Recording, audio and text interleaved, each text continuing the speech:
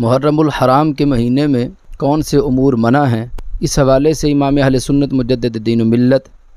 حضرت امام احمد رضا بریلوی رحمہ اللہ تعالیٰ سے ایک سوال پوچھا گیا۔ فتاوی رضویہ شریف جلد نمبر 24 صفحہ نمبر 508 پر موجود ہے۔ کیا فرماتے ہیں علماء دین اس بارے میں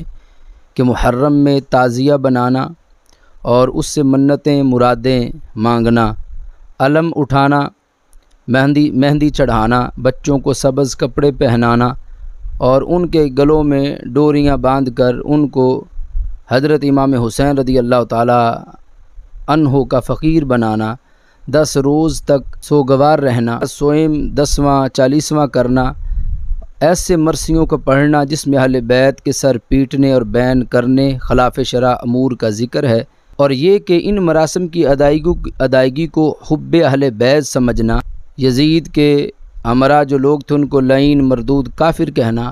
اور حضرت امیر معاویہ رضی اللہ تعالیٰ عنہ کو برا کہنا، اور حضرت معاویہ رضی اللہ تعالیٰ عنہ کو برا کہنے کو حب علی رضی اللہ تعالیٰ عنہ سمجھنا،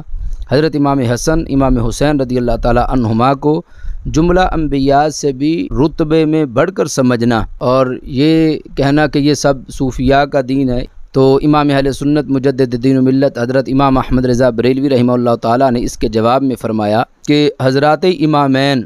رضی اللہ تعالیٰ عنہما یا کسی بھی ذات کو کسی غیر نبی کو کسی نبی سے افضل کہنا کفر ہے، حضرت امیر معاویہ رضی اللہ تعالیٰ عنہ یا کسی صحابی کو برا کہنا رفض ہے، اور یزید اور اس کے جتنے بھی ہمراہ تھے جنہوں نے اس کے ظلم میں اس کا ساتھ دیا ضرور خبیث و مردود تھے۔ ایصال ثواب وہ اہل سنت کا عقیدہ ہے، اور اس کے علاوہ جتنے امور ہیں اعلی حضرت رحمۃ اللہ علیہ فرماتے ہیں وہ سب ناجائز ہیں، مثلا تعزیہ بنانا، علم اٹھانا، رافضیوں جیسے لباس پہننا، اور اہل بیت اطہار کے ذکر کو اس طرح کرنا کہ جس سے ان کی توہین لازم آئے، صحابہ کرام علیہم الرضوان کی بے ادبی کرنا، ایسے مرثیے وغیرہ گانا، فرمایا کہ شرعاً ان میں سے کوئی بات بھی جائز نہیں۔ اسی طرح محرم الحرام میں روافض کی جتنی بھی مجالس ہیں ان میں جانے سے بھی امام اہل سنت مجدد دین و ملت امام احمد رضا رحمہ اللہ تعالیٰ نے منع کیا، اور اس کی بنیاد یہ ہے کہ ہمارے آقا صلی اللہ علیہ وسلم نے ارشاد فرمایا کہ عنقریب ایسی قوم آئے گی جو میرے صحابہ کو گالی دے گی، تو ہمارے آقا علیہ السلام فرماتے ہیں کہ ان کی مجلسوں میں نہ جاؤ، ان کے ساتھ بیٹھ کے کھانا نہ کھاؤ، ان کے ساتھ پانی نہ پیو، وہ بیمار ہو جائیں تو ان کی عیادت نہ کرو، وہ مر جائیں تو ان کا جنازہ نہ پڑھو۔ تو اس بنیاد پر ایسی مجالس کے اندر بھی جانا شرعاً جائز نہیں کہ جہاں پر رسول کریم صلی اللہ علیہ وسلم کے اصحاب کو برا کہا جائے۔ محرم الحرام میں سیاہ لباس پہننے کے حوالے سے اعلیٰ حضرت رحمہ اللہ تعالیٰ ارشاد فرماتے ہیں کہ محرم میں سبز اور سیاہ کپڑے علامت سوگ ہیں، اور سوگ حرام ہے، خصوصاً سیاہ کا شعار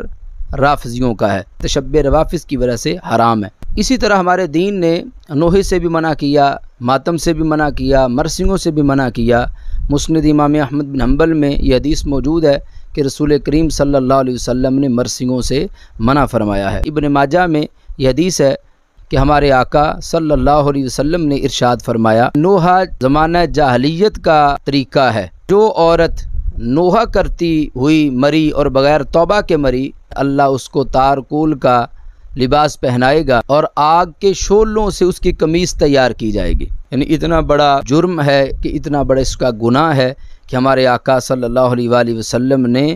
ایک تو اس کو زمانہ جاہلیت کا شعار قرار دیا کہ اس کا اسلام سے کوئی تعلق نہیں، اور پھر اتنی بڑی سزا قیامت والے دن نوحے گانے والوں کو دی جائے گی اگر بغیر توبہ کے مریں۔ اس لیے مسلمانوں کو نوحے سے بھی بچنا چاہیے، نہ سننا چاہیے نہ گانا چاہیے۔ شریعت مطہرہ نے صبر کا حکم دیا،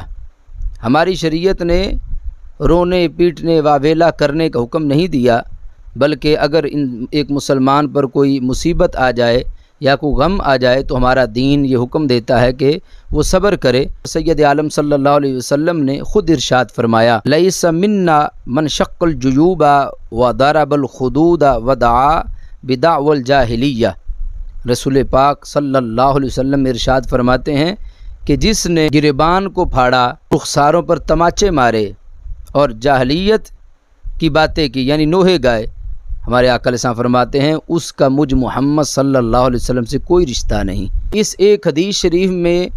قیامت تک کی امت کے لیے کتنی بڑی رہنمائی ہے کہ سرکار معظم علیہ الصلوۃ والسلام نے فرمایا اس کا مجھ سے کوئی تعلق نہیں کہ جو ماتم کرے، اس کا مجھ سے کوئی تعلق نہیں جو اپنے رخساروں کو پیٹے، فرمایا اس کا مجھ سے کوئی تعلق نہیں